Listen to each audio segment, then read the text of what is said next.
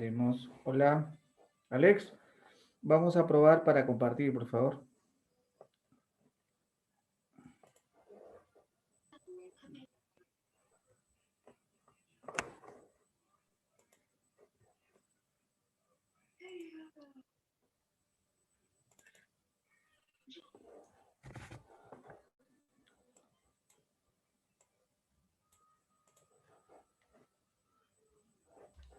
Conforme, doctor, todo bien. Bien.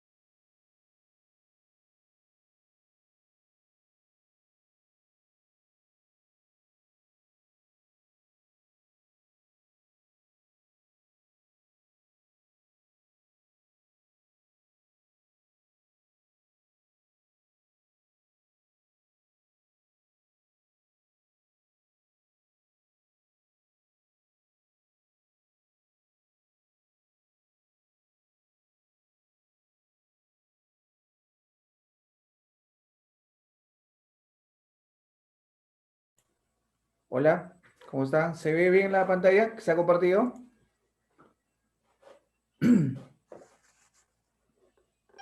Sí, doctor, todo bien. Perfecto. Bien, comenzamos entonces. A ver, vamos a ver cuántos están conectados.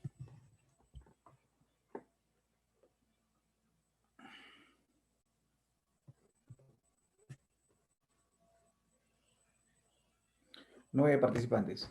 Bueno, son las 8:22, así que ya tenemos que comenzar. ¿Cómo están? Primero, saludar a todos ustedes, estimados asistentes, a este diplomado especializado en Derecho Penal y Procesal Penal. Eh, es grato para mí estar al frente de ustedes en esta bonita experiencia que vamos a tener en 12 sesiones, conforme nos ha señalado el administrador de CIEP. Estas 12 sesiones que vamos a abordar diferentes temas concernientes al derecho penal propiamente, que viene involucrado la teoría del delito como parte conceptual o el derecho penal parte general. Bien. Y luego iremos abordando, por ejemplo, conceptos como acción, omisión, eh, la tipicidad objetiva, tipicidad subjetiva, dentro de ellos con sus respectivos elementos cada uno. Asimismo hablaremos de antijuridicidad, causa de justificación, culpabilidad, y luego teniendo esos conceptos generales básicos, que es lo ideal para entender al derecho penal. Bien, no es fácil o tan simple señalar que podemos decir, yo me dedico al área de derecho penal, ¿no?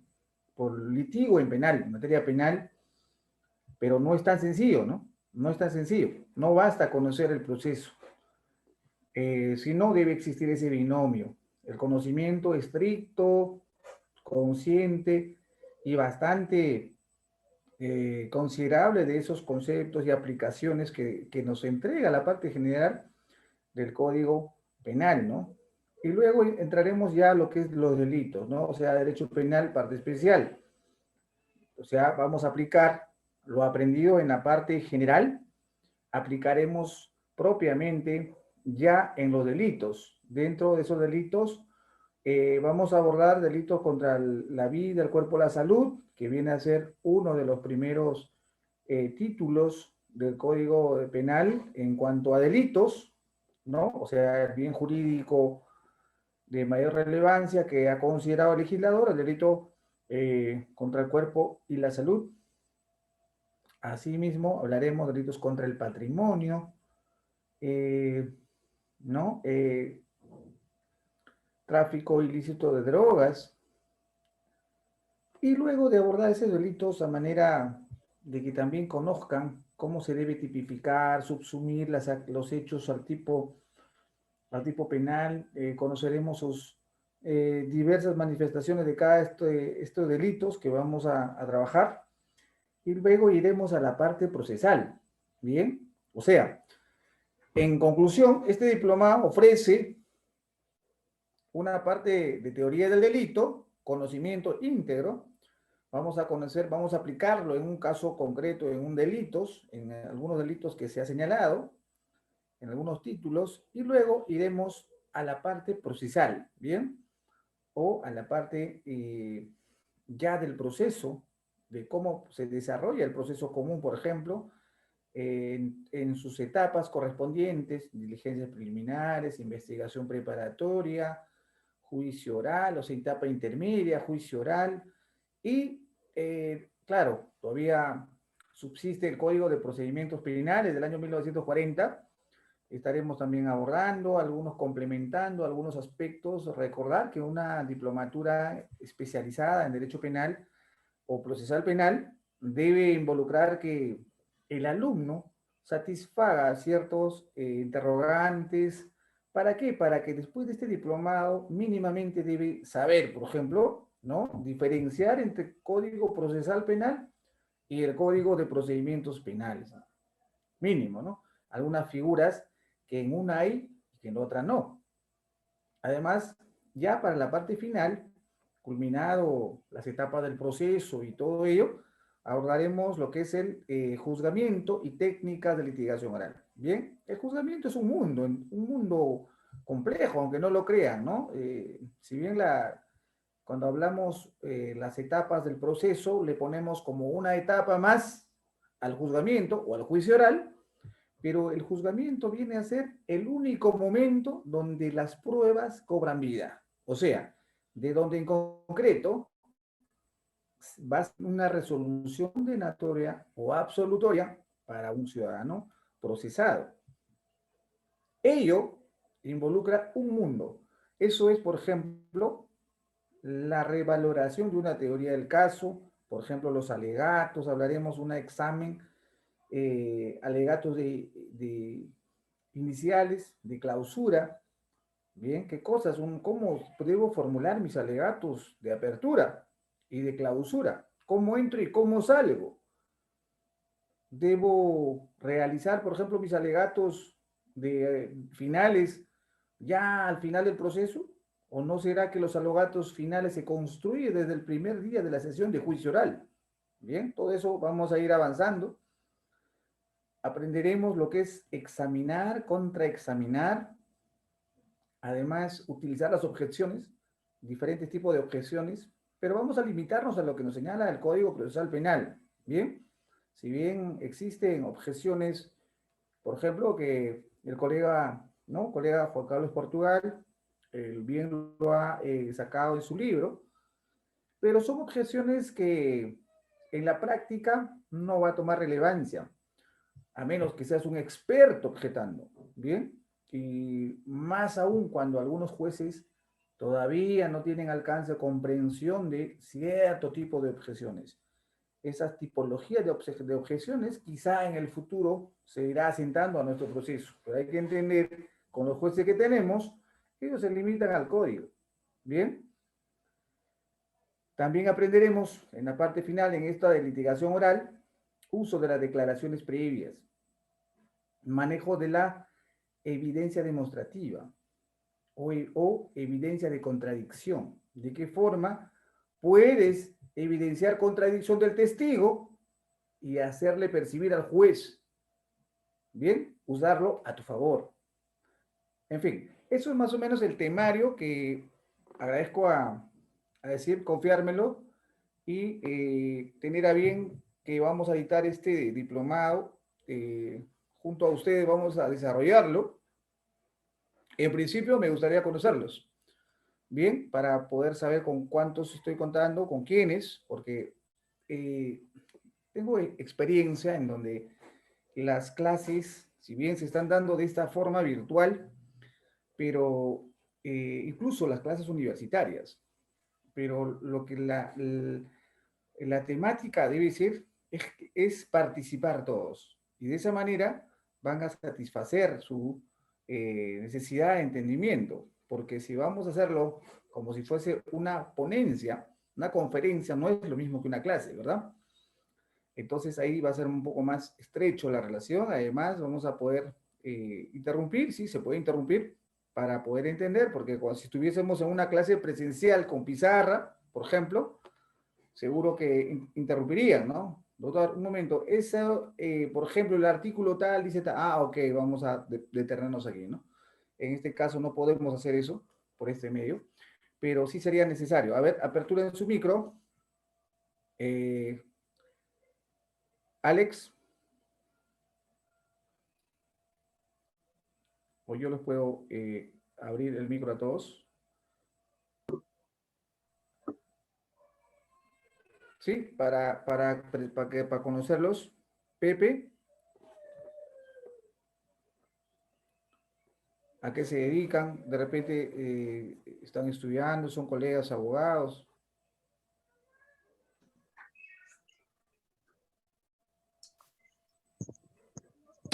Hola, hola, buenas noches. Buenas noches. ¿Tu nombre?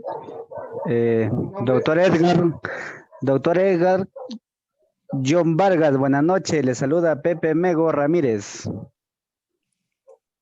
Qué gusto, Pepe. Cuéntanos, ¿a qué te dedicas? ¿Litigas? Estudiante, ¿Qué haces? ¿Estudias? estudiante noveno ciclo. ¿Qué universidad? Uladech Católica, Los Ángeles de Chimbote.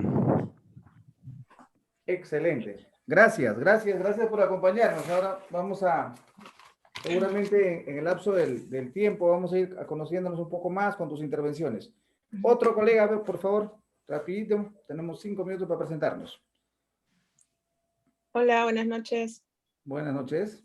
Mi nombre es Karina y estoy estudiando, bueno, una carrera que no tiene nada que ver con derecho, marketing, en la San Ignacio, pero me interesa mucho el tema de todo, bueno, la carrera en sí de derecho, ¿no? De los dos temas que vamos a tocar ahora. Por ello me interesa en el diplomado. ¿Cuántos años tienes? 31. Excelente. Bien. Pepe, no me ha dicho su edad. A ver, otro coleguita por ahí, otro integrante de este diplomado. Abran su micro normal.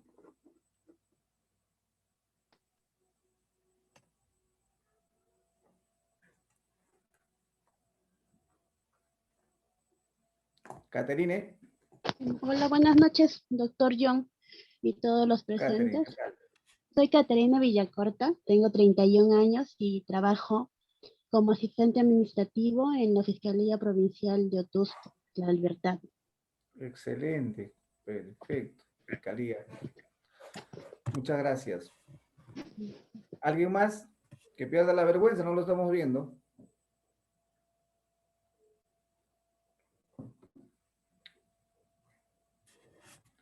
Hoy vamos a, basta con 3 ya, al menos se han presentado, ya para las subsiguientes clases seguro se van a ir presentando más.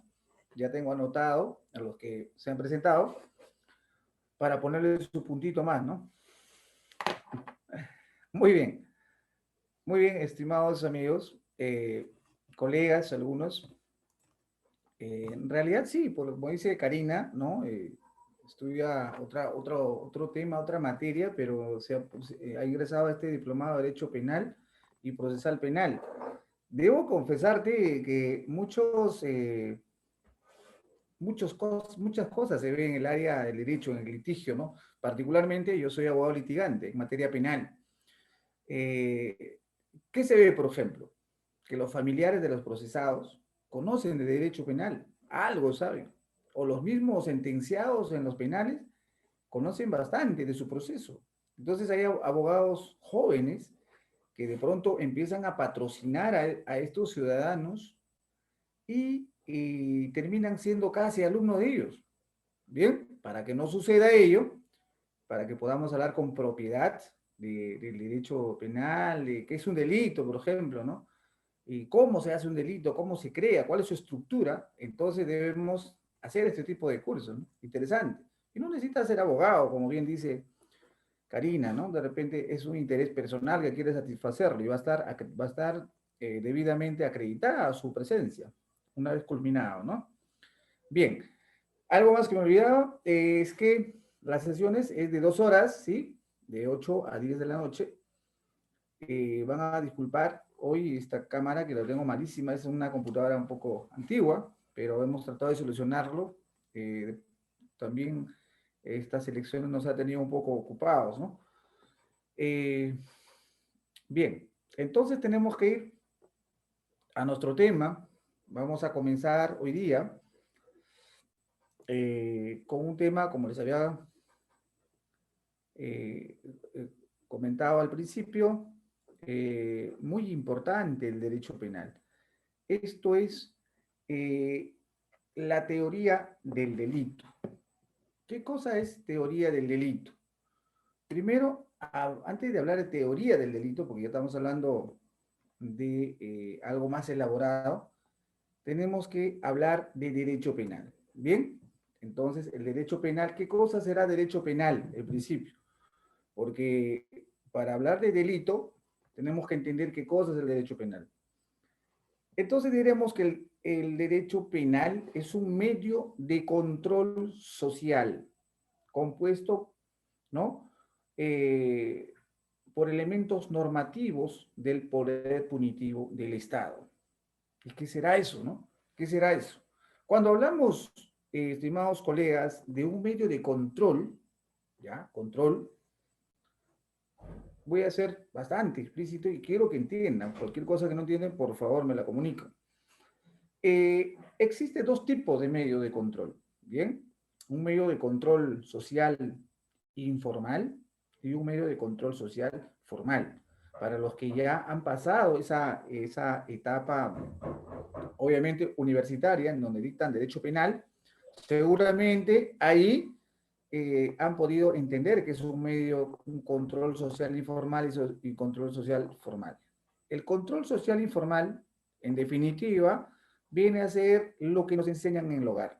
Bien, nuestros padres, la escuela, el colegio, en fin, es un medio de control en donde no existe un rigor severo que provenga con un castigo, bien, sino es el rigor común, ¿no? Es lo que nos enseñan lo básico de ser parte de una sociedad el buen comportamiento, el respeto de los bienes ajenos, en fin. Pero cuando se rompe ese control social informal, cuando se rompe ese control social informal que viene a ser los ciertos consejos o lineamientos que nos dan en el hogar o en la escuela, cuando se rompe ello, entonces dichas acciones va a salir a otra esfera, ¿bien? Esa es la esfera prohibitiva.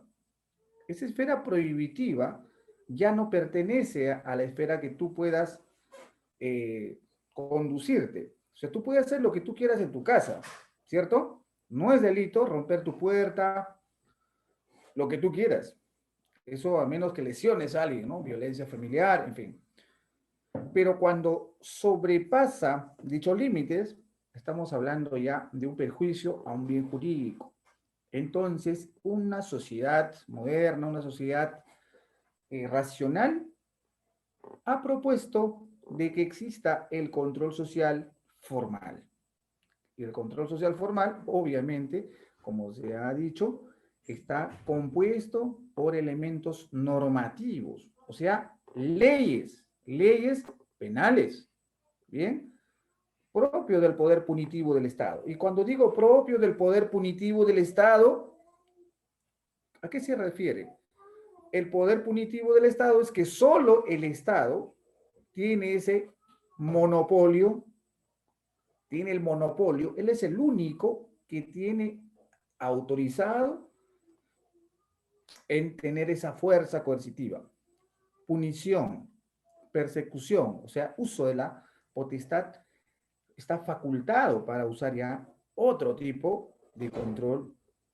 Bien, esto, por ejemplo, está asociado a los delitos, las penas, a los estados de peligro y a las medidas de seguridad. Cuando hablamos de delitos,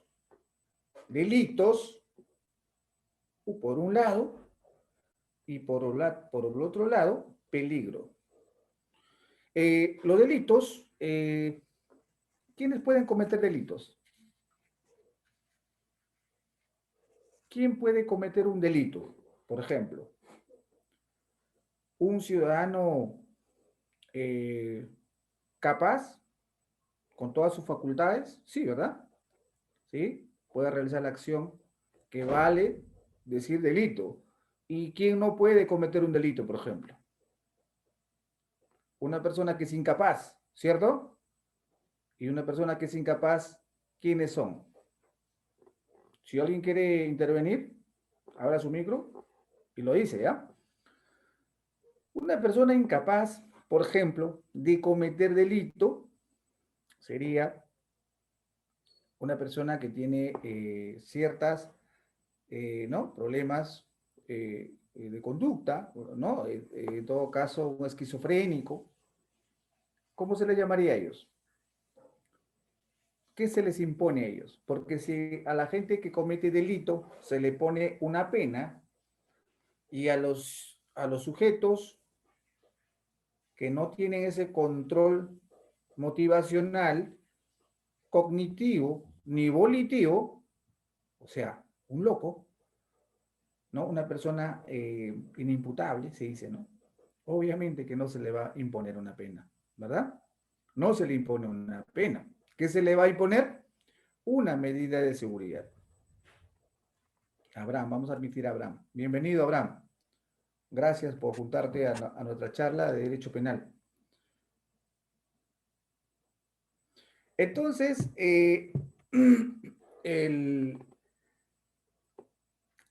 los delitos trae consecuencia la pena.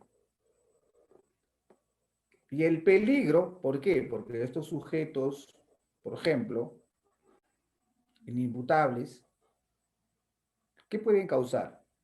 Que están eximidos de responsabilidad penal. O sea, se les exime. Simplemente, si mató a alguien, no se les puede imponer una pena. O han escuchado, se le puso cadena perpetua a un loquito que agarró una piedra y le chancó a una niña, ¿no? Lo que hacen es sujetarlo a una medida de seguridad. Al arco Herrera, a Noguchi. Y en el caso de los menores de edad, ¿cómo sería el asunto? ¿Son imputables los menores de edad? Tampoco son imputables, ¿no? Son inimputables. Y a ellos, ¿qué se les espera cuando cometen un delito? Porque ellos sí cometen un delito, porque tienen supuestamente cierto raciocinio, ¿no? O sea, saben lo que han hecho. El problema es que se entiende que todavía no han llegado a su madurez mental y por eso habrían cometido ciertos actos que todavía no pueden ser catalogados como delictivos, sino responsabilidad penal del adolescente o del niño. Y para ellos, ¿qué se les impone? También medidas de seguridad. ¿Para qué? Para educarlos en los centros preventivos. ¿Dónde son esos centros preventivos? Maranguita, ¿no? Para recibir terapias, ¿no? Bueno, hay penas, sí, se les pone pena por robo agravado, por ejemplo, se les puede imponer hasta 6 años después que haya cumplido su mayoría de edad. Bien, hay que entender que existe un código de responsabilidad penal al niño y adolescente también. Hay que conocerlo. Y el procedimiento en esos casos, por ejemplo, es diferente al proceso penal. Sí, si bien descansa sobre los mismos principios y garantías, procesalmente hablando, pero se rige con el código del niño y adolescente, o sea, se trabaja básicamente allí, ¿no? Y en el código de los niños y adolescentes, responsabilidad penal, el código niño y adolescente, allí mismo sí se encuentran cada delito, la tipificación, ¿no? Y la gradualidad, por ejemplo, de el tiempo de permanencia como medidas socioeducativas que deben recibir. Entonces es un mundo, ¿eh? Es un mundo. Sin embargo, hoy estamos hablando del derecho penal. Y dentro del derecho penal hemos hablado del delito, ¿cierto? Como he señalado, la teoría del delito, nunca se olviden, la teoría del delito se encuentra en la parte general del Código Penal. Bien, no vayan a decir, ¿y teoría del delito dónde está? Ah, creo que en lo especial. No, siempre está en la parte de inicio, porque es así. Primero debemos conocer esto. Y también hay que decir que el derecho penal se encuentra sobre la base del derecho positivo. Esta pretende, por ejemplo, mediante un sistema de ecuación, determinar la valoración material de las conductas. Cuando hablamos de un tema, de un sistema de ecuación, ¿a qué haremos referencia? Hacemos referencia a que el derecho penal es, eh, es casi como una matemáticas, ¿no? Si bien merece el derecho penal como una ciencia social, un tema de interpretación, claro, no es 2 más 2, 4, ¿no? Pero hacemos una ecuación y eso se llama, por ejemplo, cuando tú realizas una acción, ¿bien? Quien realiza una acción, esa acción puede generar una controversia penal, de supuesta controversia penal y que supuestamente eres el autor. La policía te detiene, te lleva a la comisaría, ¿cierto? Ahí estamos una fracción de esta ecuación. Y luego, ¿quién llega? El fiscal. ¿Y el fiscal quién es? ¿Qué es el fiscal? Abogado. ¿Qué sabe el fiscal? Leyes, normas.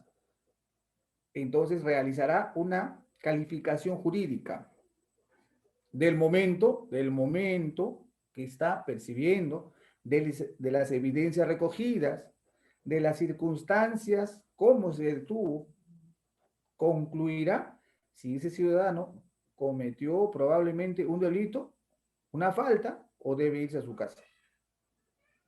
¿Por qué? Porque el policía no puede hacer calificación jurídica, no es su trabajo.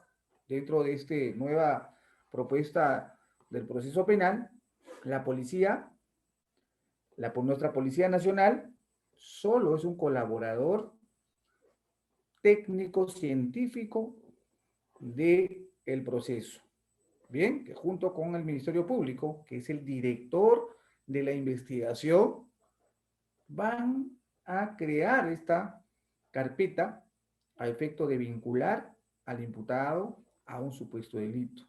O el fiscal llegará al concluir su investigación que no había realizado el delito y que puede incluso sobreseer, ¿no? Pedir sobreseimiento o archivamiento de ese proceso. Bien, entonces, en nuestro Código Penal, ¿ven? Lo que ya son muchos abogados, ¿no? Que trabajan, por ejemplo, nuestra compañera Caterine, que trabaja como fiscal, ella debe saber que en el Código Penal no existe una definición, ¿no? Sobre la norma material, sino solo es una definición aproximadora, ¿no? A esta ciencia. Por eso es complejo el derecho penal como tal, es complejo y requiere prácticamente su abordaje desde varias aristas. Bien, ahora entramos a lo que es el teoría del delito. Ya hemos hablado del derecho penal, ¿verdad? Entonces, la teoría del delito, por una posición mayoritaria,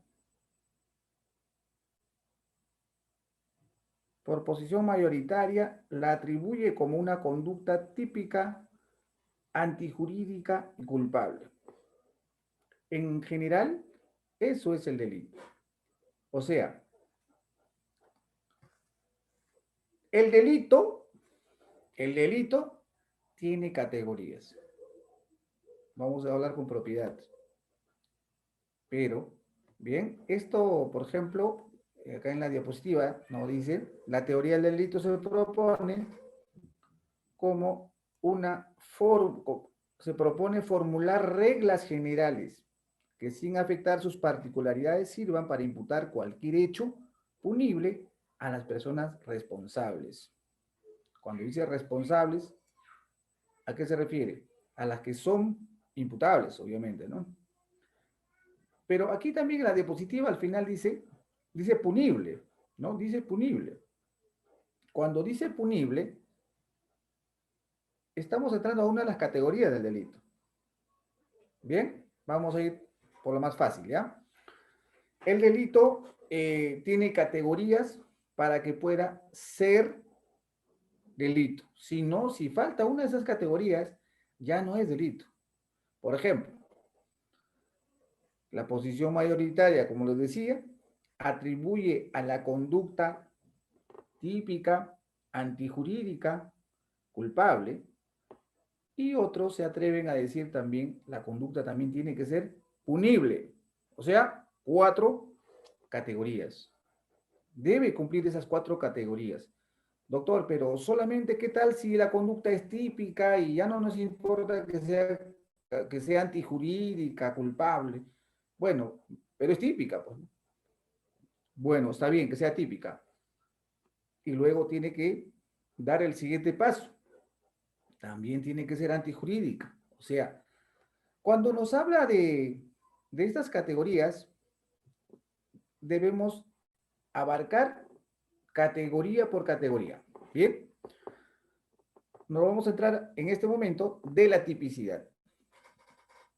¿Qué cosa es la tipicidad?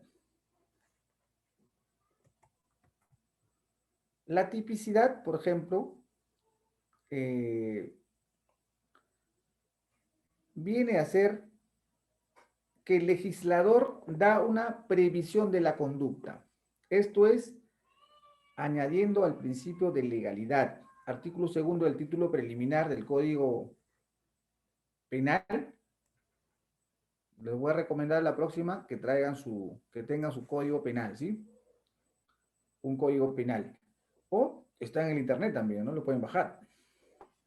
El artículo 2 del título preliminar del Código Penal, de este código, nos enseña ¿no? Nos exige que la norma debe estar previamente escrita, ¿no? A ver, vamos a darle una lectura rapidísimo.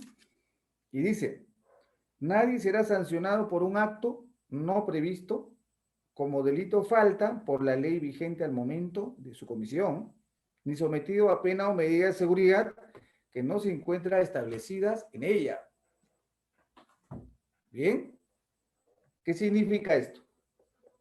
Que alguien puede detenerte, por ejemplo, por hacer avioncitos de papel y lanzar por tu ventana. ¿Podría hacer alguien eso? ¿Podría un policía venir, señora, baje, por favor? Usted está haciendo, a usted se le imputa lanzar avioncitos de papel.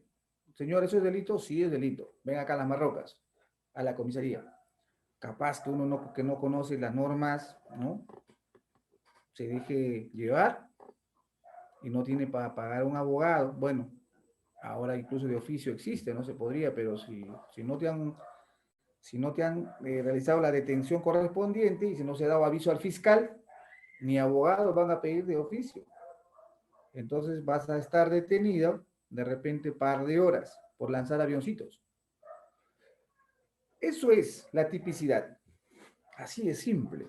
La tipicidad crea el legislador, o sea, quien crea las leyes como una previsión de conducta. Yo le llamo una condición de una acción. Si el primer elemento, tipicidad, no se cumple, ya no se puede pasar a la antijuridicidad. ¿Bien? ¿Por qué? Porque la antijuridicidad ya exige que ya existe una norma que es típica, ¿verdad? Previamente debe existir tipicidad. Por ejemplo, artículo 106, homicidio. Quien mata a otro, ¿sí? Eso, por ejemplo, es un elemento típico. ¿Y qué cosa es la tipicidad? Artículo 136, difamación o injuria encubierta o equívoca, con parte especial. Por ejemplo, artículo 108, que es el más usado por todos en estos tiempos. Feminicidio, 108b, feminicidio. Será reprimido con pena privativa de libertad, no menor de 20. ¿Bien? Eso es tipicidad. Existe una norma establecida. Entonces está hablando de una conducta típica.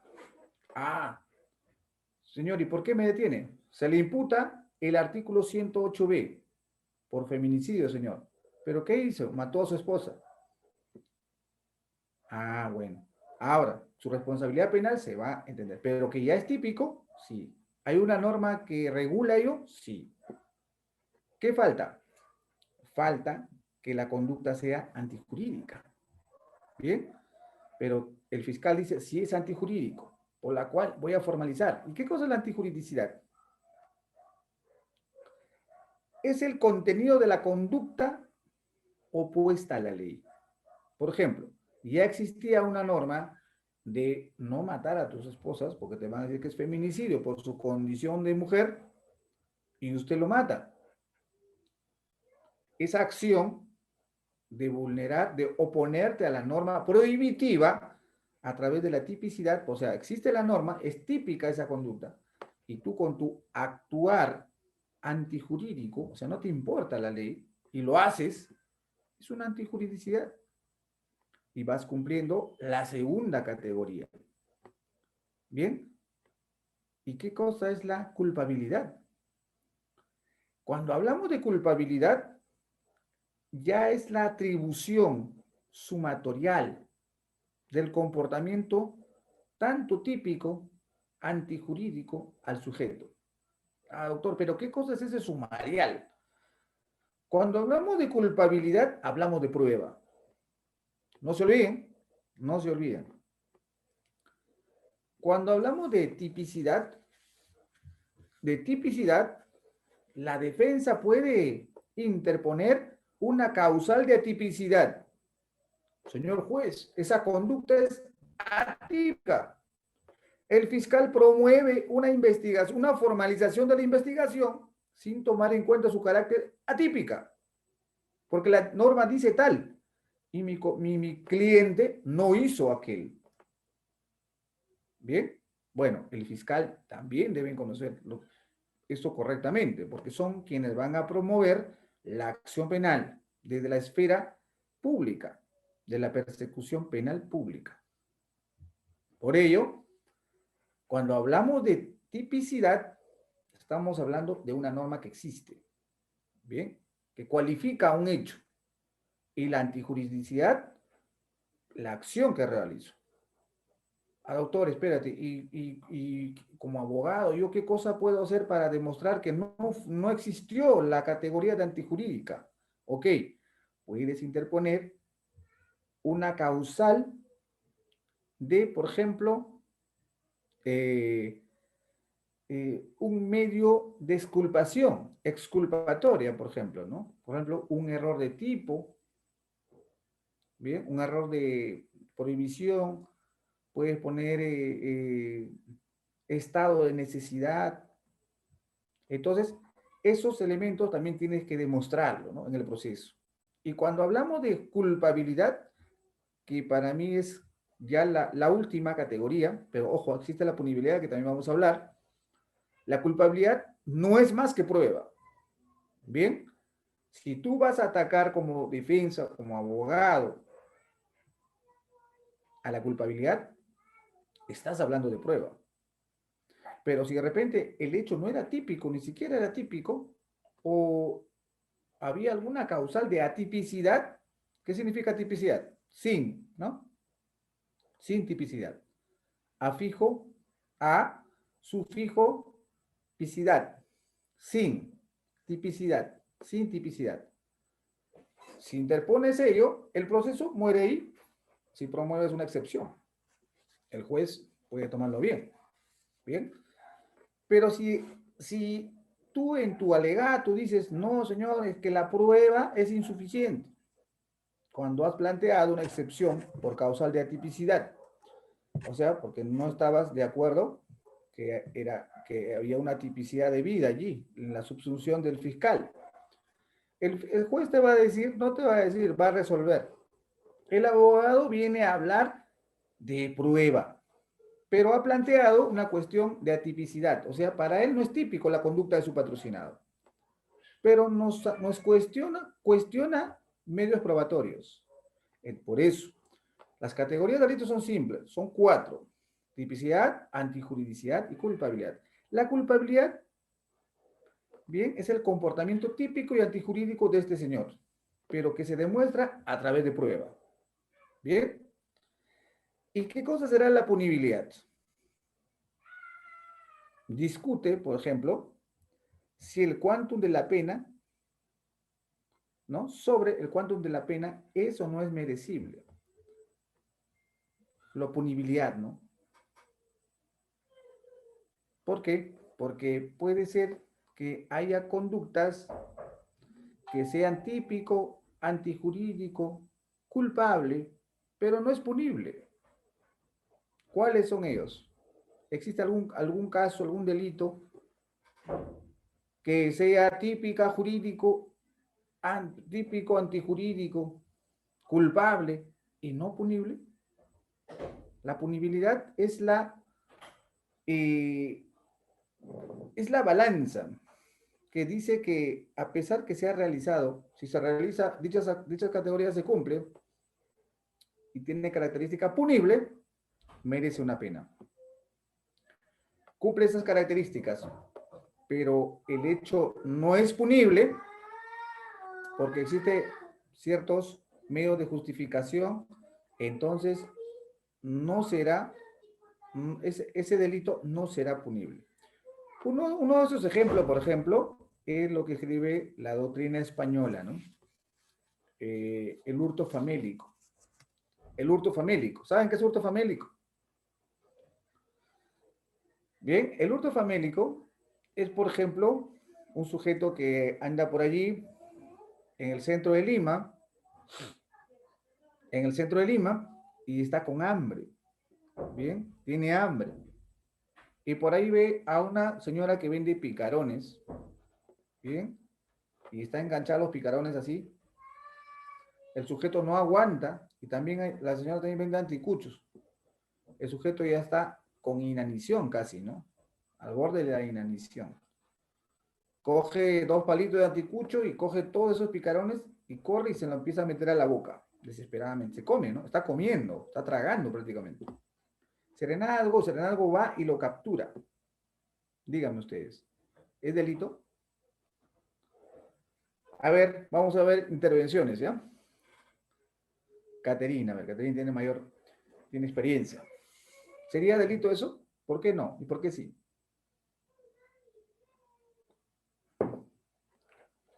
¿Están todavía o ya se fueron?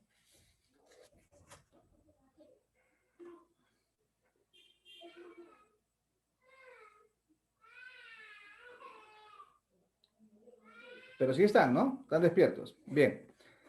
No puede ser punible, ¿no? Lo van a llevar seguro a la comisaría, bien, le van a elaborar ¿no? Una denuncia y van a resolver de que pues lo que ha realizado el tipo es, va a llamar al fiscal y entonces el fiscal realizará la calificación jurídica del hecho que se acaba de suscitar y dirá en qué circunstancias es que se realizó dicha acción. Bien, esto es, ¿en qué momento? ¿Cómo ha sido? Y dirá la agraviada, sí, yo me encontraba vendiendo. Vino el sujeto, agarró eso y se empezó a comer. Se corrió como 2 cuadras. Allí lo capturaron y lo trajeron. Y mis anticuchos y mi esto vale, tiene valor, ¿no? Y entonces el policía le dice, a ver, señor policía, ¿usted cómo lo ha calificado? Ah, ya está detenido ahorita en el calabozo y lo hemos puesto por hurto. ¿Hurto? Hurto como falta, hurto como delito, porque tiene, bueno, ahora hurto por delito tiene que, ¿no? Pasar un monto, ¿no? Específico. Entonces, eso, por ejemplo, ha sido un problema, ¿no? Ha sido un problema que se ha resuelto por la dogmática penal. La dogmática penal ha dicho que por satisfacer tu hambre no puedes ser preso. ¿Por qué?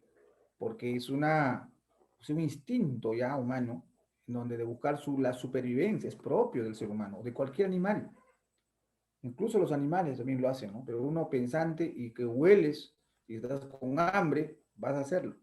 Por eso ese tipo de conductas, a pesar de ser típico, está sancionado, antijurídico, realizó la conducta opuesta que no debe tocar bienes jurídicos protegidos, y culpable, la prueba, ha sido detenido con la boca llena de grasa, no hay más, pero no es punible. Bien, eso es que tenemos que conocer. Bien, entonces aquí en la diapos nos dicen explicar cuáles son los presupuestos en que todos los casos deben cumplirse para que una determinada objeto del delito, ¿no? Una determinada acción sea punible, esto es, posible si todos los delitos reúnen las mismas características o elementos esenciales.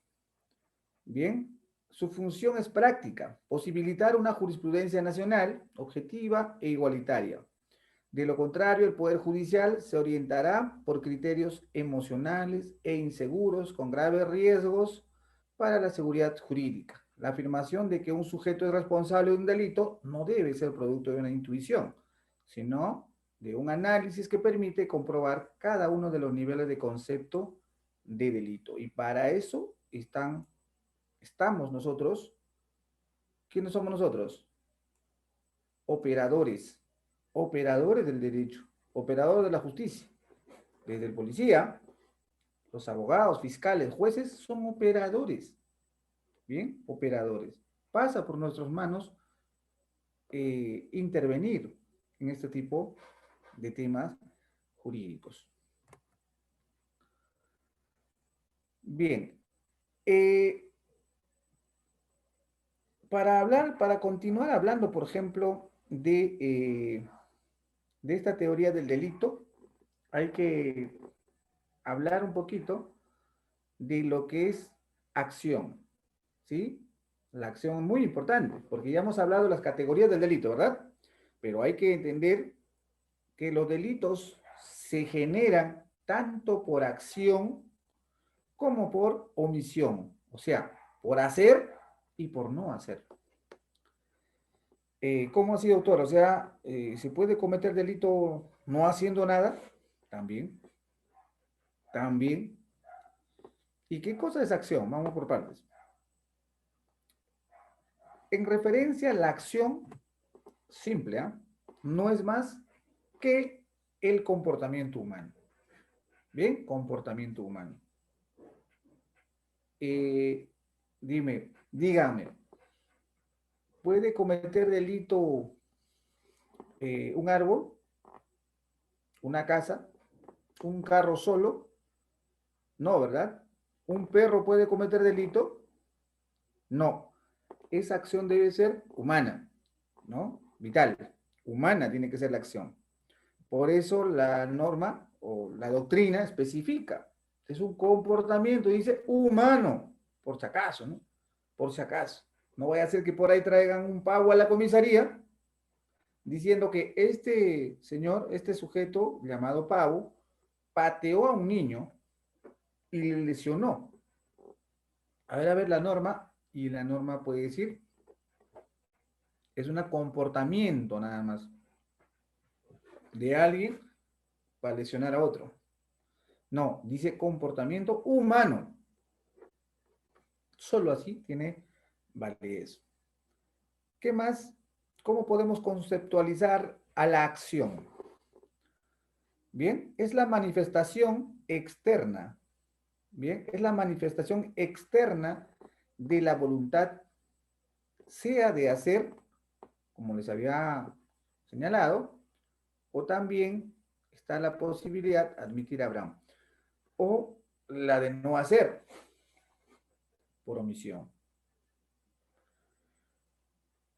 Por ejemplo, ello excluye pensamiento, el hecho no humano, como les he dicho. O sea, ¿tú puedes cometer un delito por pensar? No, ¿verdad? Porque tiene que haber acción. El pensamiento no basta.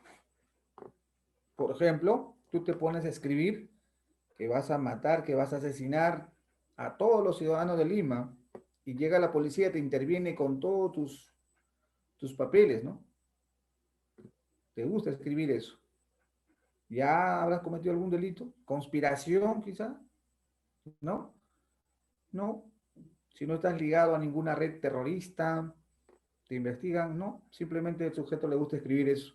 De repente es novelerés, le gusta alucinar novelas, ¿no? Pero no es delito. Por eso, se excluye, bien, se excluye pensamientos. Y el hecho tiene que ser totalmente humano, tampoco fenómenos naturales o actos involuntarios. Bien, acá nos detenemos. Doctor, ¿y alguien habrá imputado por fenómenos naturales? Sí, ¿no? Imagínate, llega un temblor, se raja la pared de nuestra casa y cae esa pared al vecino y lo mata allí a dos de sus inquilinos. Solo, ojalá que no pasen. Dime, ¿ese hecho habrá tenido control mi vecino? ¿Habrá él podido asumir internalizar eso de que se caiga la pared? No. Cayó la pared por un fenómeno natural llamado terremoto y no es atribuible a nadie. ¿Bien? Y esto muy importante, actos involuntarios. ¿Qué es un acto voluntario? ¿Qué es un acto involuntario? ¿Alguien desea participar? A ver. ¿Nadie? Ojo, yo también estudio, ¿ah? Y en donde estudio, pues hablamos, participamos y está más chévere la clase. Bien, y a veces hablamos lo que sea, pues para eso está el profesor, ¿no? Bien, los actos involuntarios, ojo, que interesa al derecho penal, son aquellos que se salen del control del sujeto. Bien, se sale del control. Por ejemplo, un epiléptico. un epiléptico. De pronto él bajaba por las escaleras, ¿bien? Y le da este fenómeno neuronal de epilepsia, y el sujeto cae, pero delante de él habían tres chicas, señoritas, se caen y una de ellas se fractura la pierna. Y las dos quedan también heridas, pero más leves, pero la otra se partió la pierna. Prácticamente una fractura completa y desplazante, médicamente hablando. ¿Habrá cometido delito? Y el tipo está ahí con su ataque y vienen sus amigos y lo empiezan a socorrer, ¿bien? Se despierta, ya se tranquilizó porque eso le ataca más o menos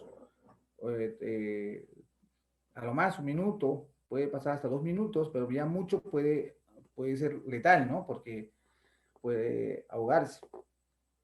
Entonces recupera la conciencia y la señorita le denunció. Viene un policía y no tiene conocimiento de este precepto, ¿bien? Y dice, no, este señor me ha roto la pierna, no me puedo ni mover, o sea, por gusto. Lo neutralizan a la señorita, lo aseguran en una camilla y se lo llevan. Y la policía detiene a este sujeto que ya está calmado y no sabe lo que ha hecho. ¿Hay delito? Es una acción válida para una imputación objetiva. ¿Sirve o no sirve? No sirve. No sirve. Está excluido. Está excluido como acción. ¿Bien? Bien. Y como todo fenómeno, la acción, por ejemplo, hay teorías. Hay teorías, ¿no? Por ejemplo, la teoría causal, la teoría finalista y la teoría social de la acción y otros.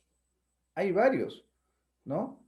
Varias teorías. Por ejemplo, vamos a hablar del causalismo de su autor von List, el alemán von List, ¿no? Para quien dice que la acción era un movimiento corporal, ¿no?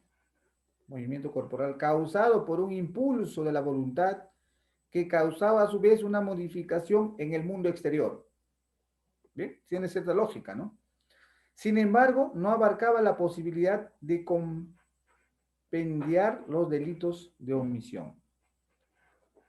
O sea, para él solo la acción era generar, ¿no?, un movimiento corporal y que a causa de ello existía, causaba una modificación externa. Bien, claro, estamos hablando de las primeras teorías que han ido evolucionando, ¿no? Que son los padres del derecho, en realidad, del derecho penal, porque hay que entender que esto es una ciencia aparte. Janet Velarde, vamos a agregarlo. Ya tenemos 11. Entonces, así también hay otras teorías. La finalista, por ejemplo, quien su representante es Belzel, también alemán, afirmaba que lo característico de la acción era la finalidad. Bien, es decir, el dirigir intencionalmente a su objetivo. Esto excluía a los delitos imprudentes. O sea, dirigirse intencionalmente, ¿no? Sin embargo, por ejemplo, finalismo, si bien todavía lo defienden algunos autores, por ejemplo, mi maestro Villavicencio Terreros, que paz descanse, él defendía esta corriente, ¿no? Para él todavía subsiste esta corriente, esta teoría del finalismo. Y la teoría social de la acción, representada por Heschek, también alemán, nos dice o decía que acción equivale a una conducta social relevante. Bien, sin embargo, es genérico, mas no específico, en un derecho penal dinamista donde cada caso tiene un criterio en concreto, deviniendo en inutilidad. O sea, Heschel decía que la conducta que va a realizar, que la acción que se va a realizar, dice, debe ser relevante para que subsista dentro del derecho penal. Cualquier acción tampoco no era relevante, ¿no? Naturalmente, ¿no? Eso eran teorías antiguas, ¿no? Y las teorías modernas, por ejemplo, de la acción, que ya vamos a hablar de los dogmáticos contemporáneos del derecho penal, por ejemplo, un concepto personal de Roxin, para Roxin, dice que la acción equivale a una manifestación de la personalidad del sujeto, ¿no? Más interesante, más elaborado. De ahí se puede sacar muchas conclusiones, ¿no? Y Jacobs, Roxin es de la escuela de Múnich, de Alemania, y Jacobs de la escuela de Bonn. Bien, estos dos alemanes, dogmáticos alemanes, son los que han inspirado tanto al derecho penal español y obviamente que una vez que llega a España, a Latinoamérica completa. O sea, se adoptó estas teorías de estos dos personas, ¿no? De esos estudiosos del derecho penal, que son los más famosos, ¿no? Los libros y todo ello. Y tienen cierto antagonismo, mientras que para Roxy es una acción que equivale a una manifestación de la personalidad del sujeto. Para Jacobs dice que la acción implica la no evitación, o sea, evitable, de algo evitable, de la posición de garante. O sea, Jacobs exige al sujeto, ¿no? Exige, aparte de no hacer, que evite. Bien, es el representante de la teoría, ¿no? Radical de la escuela de Bonn. Cuando decimos radical, es por sus diversos libros que él ha propugnado al mundo, por ejemplo, el derecho penal del enemigo, ¿no? ¿No? Ven aquí la diferencia, ¿no? Por eso desde aquí es que muchos penalistas se van a poner en la posición de estos dos autores. Van a ser hoy roxinismo, o el roxinismo van a seguir, o soy de Jacobs, de la escuela de Jacobs. Bien.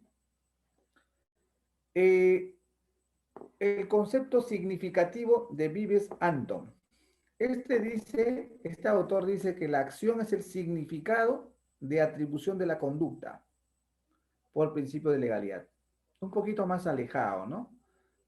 Porque dice, la acción es lo que el legislador lo escribió, y si yo hago esa conducta, es similar a lo que está por principio de legalidad escrito, esa es la acción para él, ¿no? Que no se ha tomado en cuenta, definitivamente, no es muy,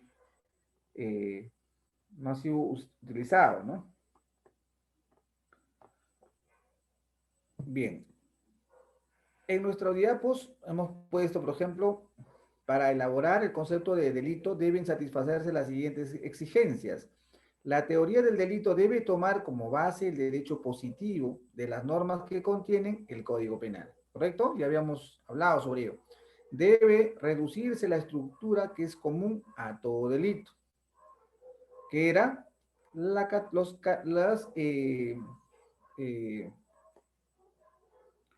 los elementos del delito. Yo lo llamo categorías: tipicidad, antijuricidad, culpabilidad y punibilidad. También nos dice nuestra diapo, esa estructura debe tener unidad y armonía, ¿ven? En todos los elementos que componen el concepto de delito, evitando contradicciones que afecten la coherencia del sistema. El análisis debe empezar por la acción humana: tipicidad, antijuricidad, culpabilidad, con prelación lógica. Bien, ahora, me olvidé decir algo y para cerrar este asunto, es que, por ejemplo, las categorías del delito son preclusivas. ¿Sabe qué son eso? No saben. Significa que, por ejemplo, si la acción no es típica, ya no hay nada que discutir para la antijudicial. Por eso les decía, la defensa, si son abogados defensores o van a hacerlo, algún día quieres cuestionar una causal de atipicidad, no tienes que hablar de prueba. O no tienes que hablar de un medio de justificación. Tienes que atacar al título que está en el Código Penal. Por ejemplo, vamos a ver, para cerrar este asunto, vamos a hablar, por ejemplo, artículo 194. Tiene su código, ¿verdad? 194. Delito de receptación. ¿Sabe qué es el delito de receptación? El delito de receptación, colegas, es cuando compras, vendes, ayudas a negociar un bien de origen ilícito que debías presumir su ilicitud. ¿Bien? O conocías también, o tenías conocimiento. El artículo 194 del Código Penal, por ejemplo, nomás, ¿no? Nos dice, el que adquiere, recibe en donación, o en prenda, o guarda, esconde, vende o ayuda a negociar un bien de cuya procedencia delictuosa tenía conocimiento o debía presumir que provenía de un delito, será reprimido con pena privativa de libertad no menor de 1 ni mayor de 4 años. ¿Para qué les hago esta lectura? A un señor le dicen, se le acusa, por ejemplo, de receptación, ¿sí? ¿Y por qué se me acusa, señor, si yo no estoy vendiendo nada? No, pero te encontramos el producto, pero allá, te encontramos junto con los sujetos, con el sujeto que estaba vendiendo. Usted conducía el vehículo en donde él iba. Bien, entonces, para que se le impute a este señor, tienen que probar los verbos rectores. Lo que acabo de leer son verbos rectores. ¿Qué son verbos rectores? Condición de la acción. Si no cumple cualquiera de esos verbos que he dicho, por ejemplo, adquirir, tendrá que decir cuándo adquirió esa máquina pulpadora de café que estaban vendiendo. ¿Bien? ¿Cuándo adquirió? Fiscalía deberá probar eso. Reciben donación. Tendrá que ver de quién recibió donación. Si es que dijeron, en prenda, así, ¿de quién recibí en prenda? ¿Cuándo? Guardó, ¿dónde lo guardé? ¿Cómo lo guardé? ¿De quién recibí para yo guardarlo? Esconde, dice. ¿Dónde lo escondió? Vende o ayuda a negociar. Si no, ahora, si no cumple con cualquiera de esos verbos, si solamente lo detuvieron por ahí, y no se puede probar eso, no se puede hablar de una debida tipificación. Y si no hay tipificación debida, ¿ya para qué vamos a hablar la infracción de la norma en una antijuridicidad? Y culpabilidad menos. Por eso digo preclusiva. Si no cumple la primera, el primer eslabón, no puede subir a la primera, perdón, el primer peldaño, no puede subir al segundo peldaño, tercer peldaño y el último que es la punibilidad. ¿De acuerdo? Y eso también nos dice esta diapositiva, que lo acabamos de ver.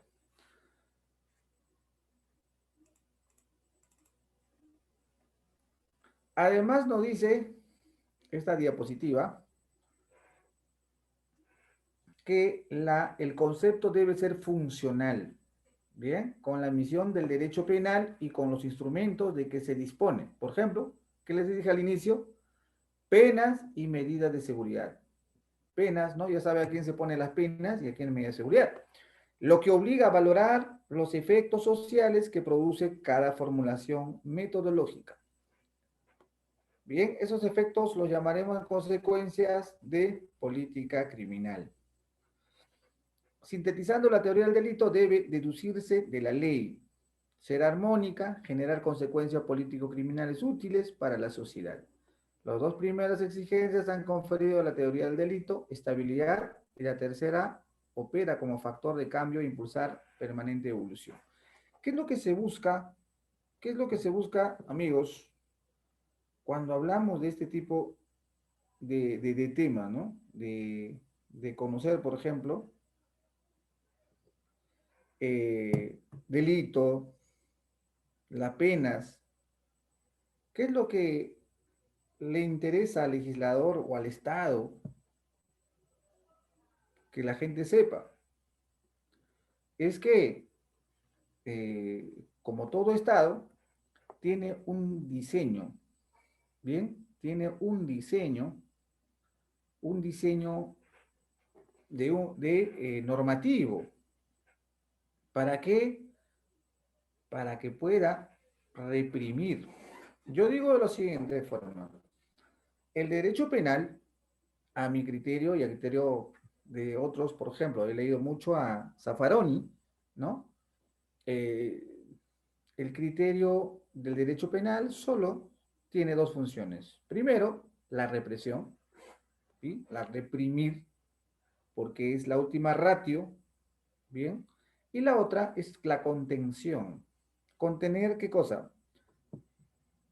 Los efectos nocivos que el Estado, como es el que tiene el monopolio del ejercicio de la potestad punitiva del Estado, o sea, la fuerza coercitiva, puede ser dañina, lesiva contra el ser humano, porque sigue siendo humano, ¿no?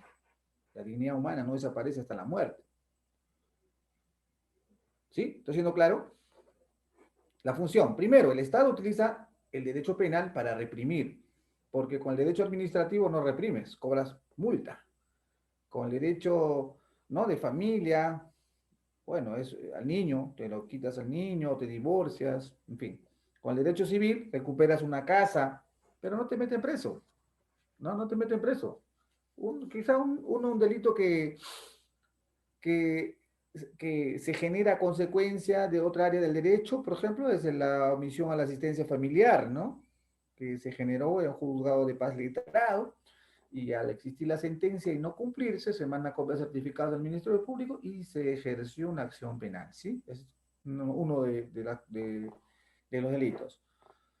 Pero hablando de eso, cuando hablamos de una política criminal, como la nuestra diapositiva anterior, es eso. Básicamente que el derecho penal se utiliza con esa idea. El Estado tiene ese instrumento. ¿Y qué cosas se ha estado haciendo estos últimos años? ¿Qué se ha estado realizando? ¿Qué ha estado haciendo nuestro legislador? Creando delitos, ¿no? Delitos, habiendo ya bastantes delitos genéricos, aplicables, porque el derecho es para interpretar. Pero si tú vas a sacar normas penales específicas para cada cosa, en principio estás haciendo un populismo punitivo, o sea, haces una popularidad del delito, ¿no? Estás señalando a la gente, por ejemplo, el feminicidio es un delito que involucra probar que mataste a esa señora por su condición de mujer. ¿Cómo pruebas eso? Difícil, ¿no? Por eso muchos delitos de feminicidio no han llegado a sentenciarse por esa afección, porque se le tipifica como feminicidio, pudiendo haberlo hecho por lesiones graves, ¿bien? O por tentativa de homicidio. Ah, y hay otros así, que son innecesarios. Entonces, la solución no es crear más delitos. Es que ya tenemos los delitos genéricos. La cuestión es aplicarlo y aplicarlo bien. Bien, ¿qué nos dice entonces nuestra justicia, el Código Penal? ¿Cuál es el objeto del derecho penal? Dice resocializar, ¿no? Y ejemplizar también dice, ¿qué es eso? Que sirva de ejemplo, ¿no? Disuasivo, dice que debe ser el derecho penal para que otras personas, ¿ve?, desincentiven, ¿no?, su voluntad de lesionar bienes jurídicos. En eso estamos de acuerdo. Pero ojo, eso no se lo dicen así nomás, ¿no? Eso ya se ha traducido, eso se entiende. Pero en una conferencia o algo van a decir, no, el objeto de la pena, el fin de la pena, es resocializar, reeducar y reinsertar a la sociedad al sentenciado, porque se consideramos que ese ciudadano es un enfermo social y debe ser curado en las cuatro paredes, encerrado. Se regenerará una persona encerrado. Eso no es así. Dice Silva Sánchez, el autor español, que las sociedades de la justicia nos tienen engañados, ¿no? Que el verdadero fin de la pena es la venganza. Es la venganza de la sociedad con el sentenciado. Bien. Ojo, yo le estoy dando esta clase. Estoy con una diapositiva que a ustedes se lo voy a proporcionar cuando quieran. Bien. Existen una cantidad de textos. Pueden ampliar, ¿no? Pueden buscar más ideas. Y también es necesario entender desde la perspectiva cómo se estudia el derecho penal. Particularmente me gusta abordar el derecho penal de una forma neutral.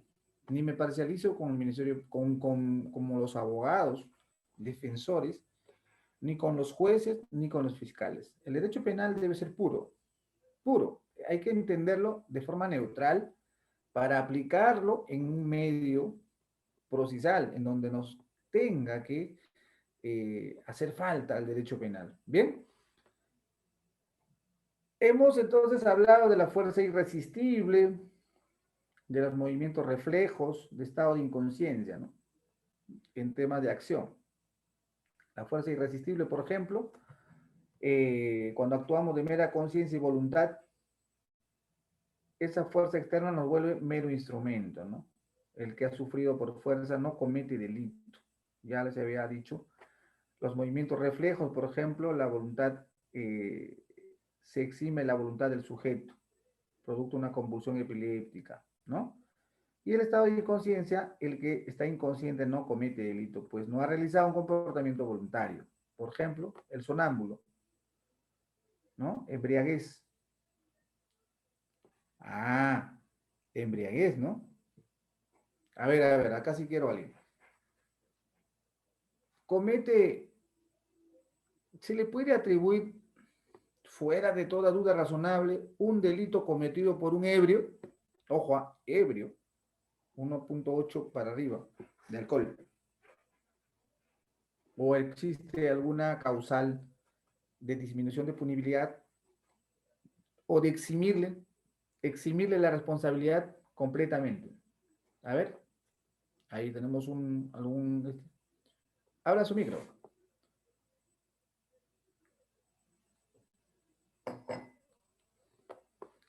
¿El borracho comete delito? ¿Comete o no comete delito?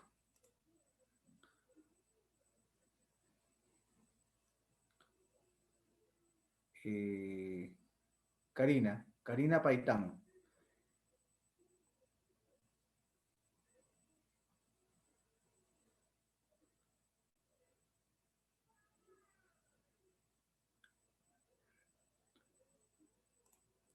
Bien. El ebrio, dependiendo del grado de alcohol, sí, se le suele atribuir los delitos, ¿no? Es más, es una de las causales, por ejemplo, de punición, de incremento, por ejemplo, de punición, de punibilidad, para cuando se va ver el tema de la pena, haber estado, por ejemplo, en estado de ebriedad. Por ejemplo, el peligro común. Manipular un arma de fuego en estado de ebriedad o bajo los efectos de drogadicción o de alguna sustancia, ¿no? Psicotrópica, dice, ¿no? Pero algunos sostienen de que subsiste, pues, ¿no? El principio de que un ebrio es una persona que está inconsciente. O sea, ha perdido la conciencia, la voluntad, el raciocinio. Vamos, hablemos de dolo. Así repito. Los delitos se cometen de dos formas, por culpa y por dolo. ¿Sí? Ahorita les acabo de decir, ¿no? Por ejemplo, el estado de inconsciencia. Según la doctrina, ¿no? El que está en estado inconsciente no realiza la acción, dice. No, sin embargo, muchos la aplican, ¿no? No realiza, no comete delito, pues no ha realizado un comportamiento voluntario. Y cuando dice comportamiento voluntario, ¿a qué se refiere? Al aspecto volitivo. El dolo, dice, ha cometido un delito doloso. ¿Bien? Y dice, ha cometido un delito culposo. ¿Serán iguales? No. Quien comete por dolo es porque ha tenido conocimiento y voluntad de crear ese ámbito de conducta. Despliega su conducta con conocimiento y voluntad. Conoce ¿no? lo que va a hacer y quiere hacerlo. El ebrio conoce lo que sabe lo que está haciendo. Un ebrio al día siguiente le despierta y le dice, oye, has matado a alguien. ¿A quién? ¿Dónde estaba? No han despertado, no sabe dónde estaba, ¿no?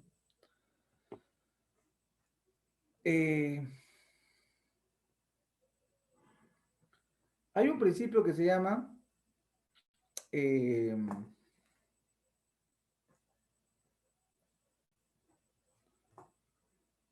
no reprochabilidad a una conducta de inconsciencia, ¿no? Por ebrio. Y en muchos fiscales, por ejemplo,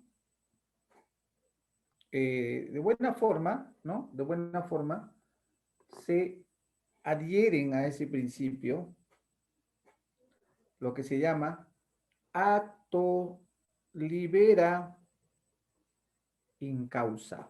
Bien, anoten, actos libera in causa, actus libera in causa. Bien, es un latinismo, pero es un principio. El actus libera in causa dice, nos hace entender de que es libre, ¿no? El sujeto de haber cometido dicho acto cuando ha tenido una causa que no le ha permitido ver la realidad. Entonces lo libera de toda responsabilidad. Y muchos, ¿no? Muchas disposiciones fiscales se orientan a ello. ¿Para qué voy a perseguir, formalizar la investigación preparatoria a un borracho?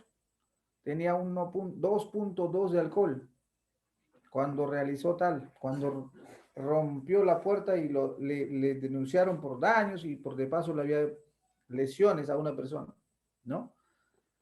Un examen de ebriedad, le hicieron un examen químico y salió que estaba muy ebrio, ¿no?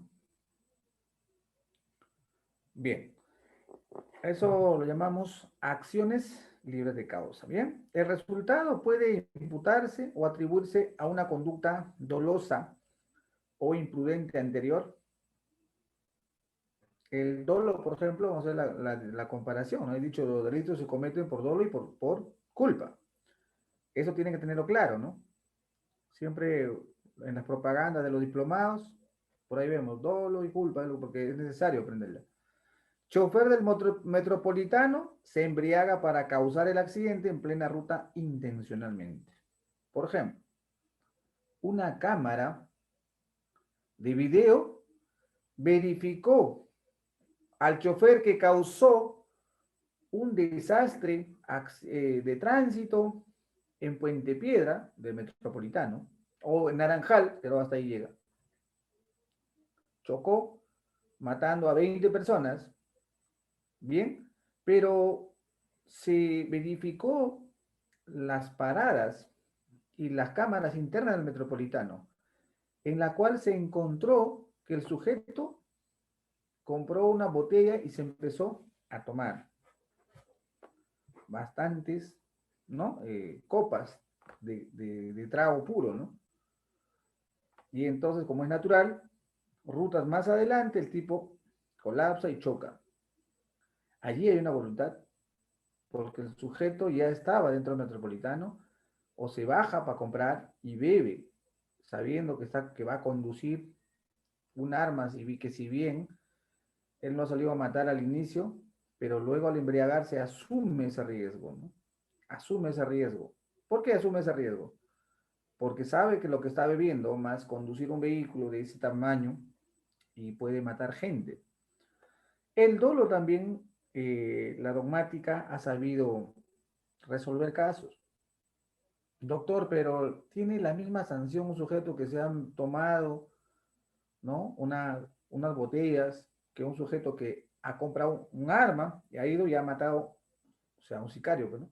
¿Es el mismo intención de dolo? Bueno, aquí hay una distribución de intensidad de dolo, ¿no? Para ese sujeto que compró el arma para ir a matarlo, como su trabajo que es asesino a sueldo, definitivamente actúa con dolo directo. Bien, dolo directo. Existen tres tipos de dolo. Dolo directo, dolo de segundo nivel y el dolo eventual.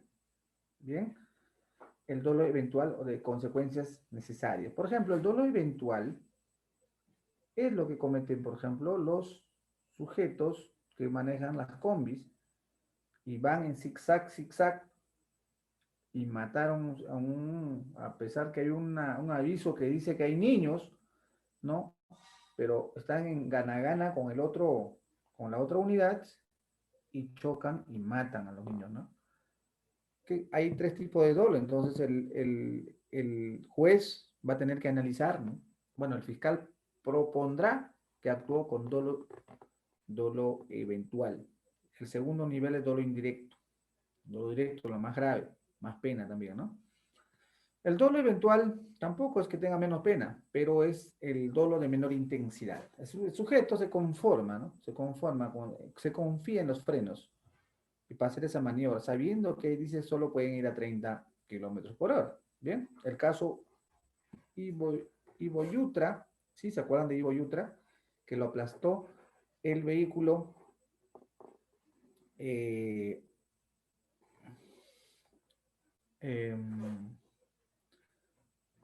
una ruta famosa, no recuerdo. ¿Orión? ¿Sí? ¿Orión? Sí, Orión. Bien, el sujeto no quería matarlo, obviamente, pero hay una excesiva velocidad por ganar clientes y lo mató, lo mató. Y la Corte Suprema ha señalado que ese dolo se llama dolo eventual, por dolo eventual, que obviamente es más alta la pena que por culpa. ¿Bien? Y por culpa, el chofer del metropolitano se va al aniversario de sus suegros un día antes, se trasnocha y no duerme bien. Bien, al no haber descansado, ¿qué le va a producir? Somnolencia, sueño, ¿no? Y se duerme, se duerme, se durmió. Se durmió 40 segundos suficiente para matar a alguien. La misma cantidad de gente, pero le llevan a su prueba, a sus pruebas, diligencias de ley y no encuentran ni un gramo de alcohol. Pero el sujeto está que se duerme incluso en la comisaría, ¿no? ¿Eso es dolo? ¿El sujeto se le puede imputar delito doloso? No. Delito culposo. Bien. Vamos a, entonces,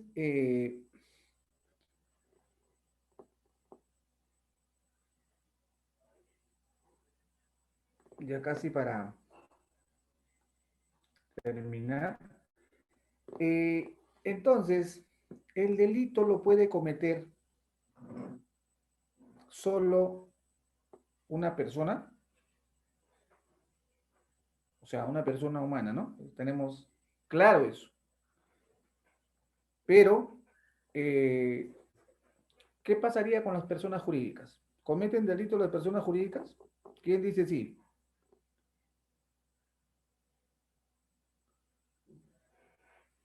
¿Quién dice sí? ¿O quién dice no? Sí cometen delito las personas jurídicas. Por ejemplo, eh, supermercados Metro, ¿no? Se compraron ahí, intoxicaron bastantes personas. ¿Por qué? Porque ahí compraron los productos en mal estado, etc. Cientos de personas se intoxicaron. Le pueden meter preso a Metro? A ver, ¿quién dice sí? En ese caso, hablamos de responsabilidad de personas jurídicas, pero se llama actuar en nombre de otro. O sea, aquí investigarán quién es el responsable, persona humana, el directivo, ¿sí? El directivo puede ser imputado. Esto se llama Societat Delinquir No Potest.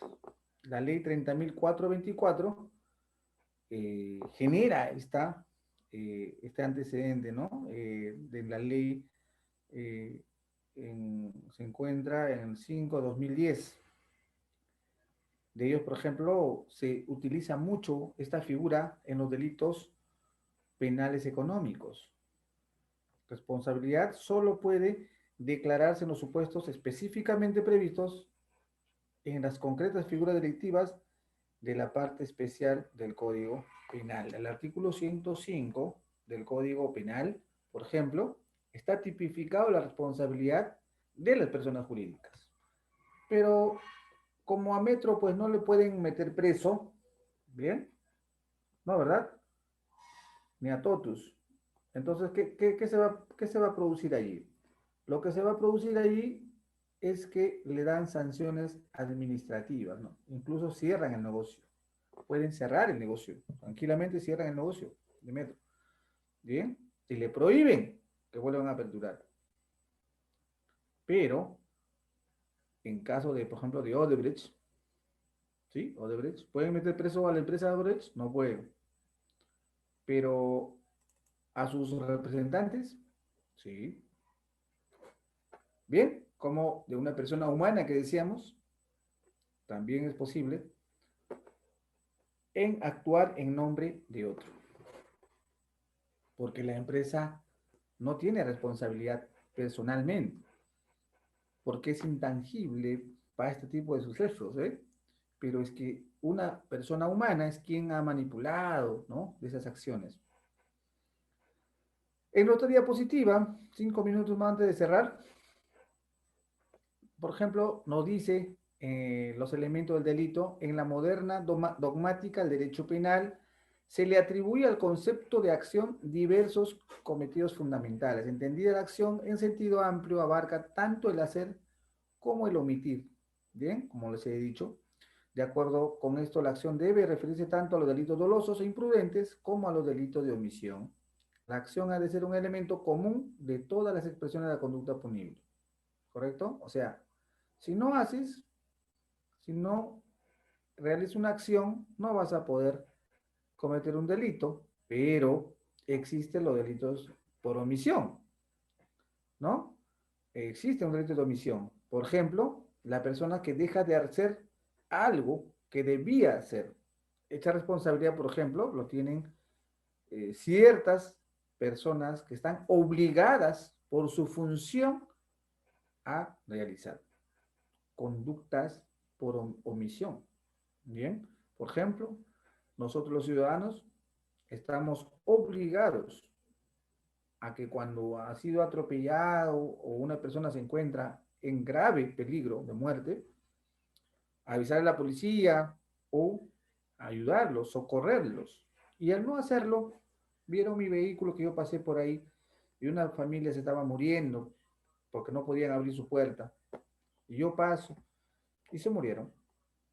Es más, todavía los miro, los recontramiro, les tomo fotos, me hago selfie, y no les abrí nunca la puerta, ni intenté ayudarlos. ¿Se me puede atribuir un delito? Sí. Omisión, ¿no? Omisión de socorro. Así es.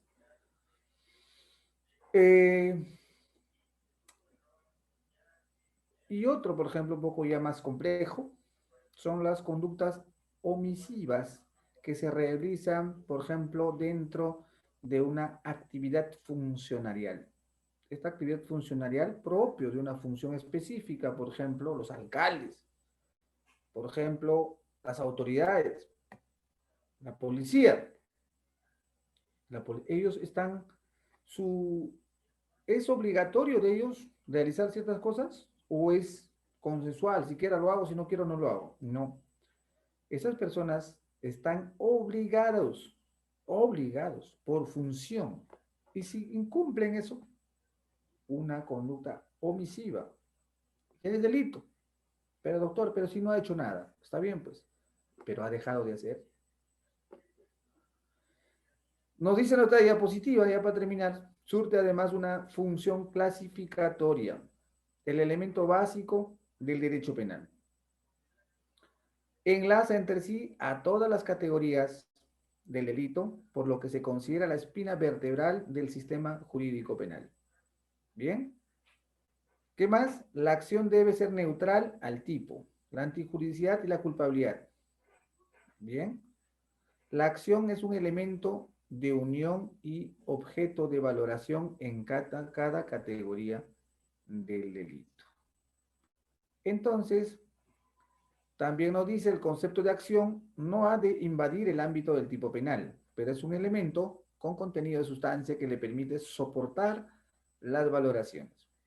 Además, la acción jurídico-penal no toma en cuenta sucesos causados por animales, ya les había dicho, personas jurídicas, también les acabo de decir, ¿no? Meros pensamientos, ¿bien? Actitudes internas, conductas no dolosas, como ataques convulsivos, ya hemos hablado, los delirios, la acción surte hacia una función delimitadora. Ya les he dicho también que el derecho penal, cuando dice una función delimitadora, es lo que les dije, ¿no? Para mí, a criterio personal, y también ya puse a Zaffaroni, es que el derecho penal cumple dos funciones, de reprimir y de contener, que el Estado no se aproveche de ese monopolio de la persecución punitiva que tiene, ¿no?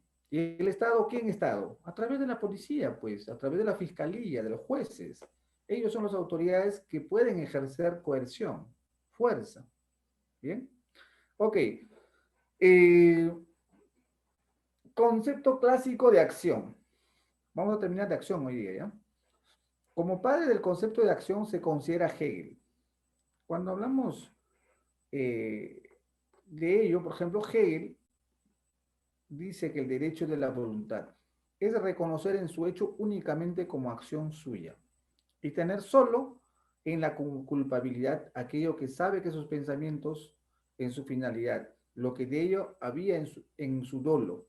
Bien, el hecho solo puede ser imputado como culpabilidad de la voluntad. Según este concepto, solo es acción la acción dolosa. O sea, para Hegel, tenía un concepto filosófico, ¿bien? Entonces, para él, por ejemplo, no se podía discutir con el tema de la culpa, ¿no? Porque recordar que la acción es cualquier hecho y también está inmiscuido la culpa. Werner, por su parte, decía que el delito es acción, es la firme osamenta que determina la estructura de la teoría del delito. O sea, es lo básico, la acción. Concebía el delito en acción y punibilidad. Luden, el delito es un fenómeno delictivo, provocado por una acción humana. Antijuridicidad de esa acción. Cualidad dolosa o culposa, ya un poco más elaborado, de esa acción. Aún no se separa acción y tipo. No existe un concepto penal autónomo del concepto de acción. Expresa el delito como totalidad. List o von List y Billing, estos dos son muy interesantes porque de ahí nace la concepción moderna. Crean el concepto natural de acción. Ellos son los que crean. Acción es la producción, dice. Interesante, ¿no? Producir un hecho. Reconducible a una voluntad humana de una modificación en el mundo exterior. Bien. O sea, una acción puede modificarse en un hecho diferente, una lesión, por ejemplo. El mismo List después dice acción es conducta voluntaria hacia el mundo exterior. Más exactamente, modificación, es decir, causación o no evitación de una modificación de un resultado del mundo exterior mediante una acción voluntaria. Por ejemplo, si tú quitas la acción, ya no causa ese resultado, ¿no? Se incluye la voluntariedad como supraconcepto. Trata de abarcar la acción y la omisión. Billing son antiguos, ¿ya? Billing dice que la acción debe afirmarse siempre que concurra una conducta humana llevada por la voluntad, con independencia de en qué consiste esa conducta. Bien, entonces estamos por cerrar. Lo que significa, lo que nosotros hemos hablado de acción y omisión, es lo que hoy en día prevalece. Les hago esta nomenclatura de autores, es para entender cómo ha ido evolucionando el concepto de acción, ¿no? Entonces, elemento del delito, este es un concepto natural de acción que cumple con la función de delimitación. Mesger, por ejemplo, también alemán, dice que acción es hacer o dejar de hacer querido, lo que quieres, ¿no? Este concepto natural de acción no es idóneo para aplicar los delitos de omisión y culpa inconsciente. Finalmente, el concepto causal de acción consiste en un movimiento corporal que causa un cambio en el mundo exterior, que ya lo habíamos tocado hace un momento, ¿bien? En resumen, necesidad del concepto de acción tradicionalmente es considerado como el primer elemento en el derecho penal contemporáneo. Este método suele ser abandonado por quienes prescinden de la elaboración de un concepto previo de acción y comienzan a estudiar el delito directamente por la tipicidad. Pero por razones de política criminal, como orden sistemático, se indica la conveniencia en seguir el método tradicional. Bien, no solamente por política criminal, sino, por ejemplo, en las cátedras debe ser necesario siempre hablar de acción, ¿bien? Porque si no, si empezamos con delitos, por ejemplo, en temas ya más amplios como son posgrados, se toca directamente la tipicidad, ¿no? Porque ya supuestamente los estudiantes tienen una inclinación al derecho penal u otros. Para eso estos diplomados, por ejemplo, sirve para forjar conceptos básicos, para conocer a través de ejemplos, lo que en realidad significa esto que parece bastante complejo. Nos estamos quedando en la diapositiva número 14, ¿sí? Y vamos a continuar la próxima clase. ¿Bien? ¿Alguna pregunta? Tenemos un calendario, ¿no? Alex.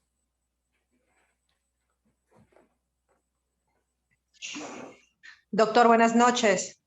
Buenas noches. ¿Con quién? Sí, hay una programación Por de las favor, clases de di- Derecho Penal. Nosotros estamos diga. haciendo alcanzar a los alumnos, no se preocupe. Muy bien. Bien, entonces, como han escuchado a la coordinadora, hay una fecha de las sesiones. Vamos a continuar la próxima clase, ya entrando un poquito a lo que es, por ejemplo, ¿no? La teoría del delito, por ejemplo, imputación objetiva, imputación subjetiva, ¿no? Y iremos avanzando conforme también pase el tiempo. Ya tenemos programado también las clases. Bien, ¿alguna pregunta de algún colega asistente? ¿Alguna precisión o algo? Si no, cerramos.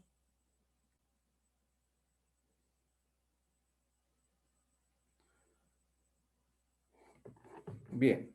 A ver, ¿alguien dijo yo? Bien, parece que no hay nadie. Bien, entonces agradezco la atención. Cualquier cosa nos pueden hacer llegar sus comentarios, lo que sea, al final de la clase, o voy a dejar mi correo en la próxima clase o teléfono para que puedan escribirme sin duda alguna. ¿Está bien? Muy bien, me despido con todos. Muy buenas noches. A la moderadora también, buenas noches. Buenas noches, doctor.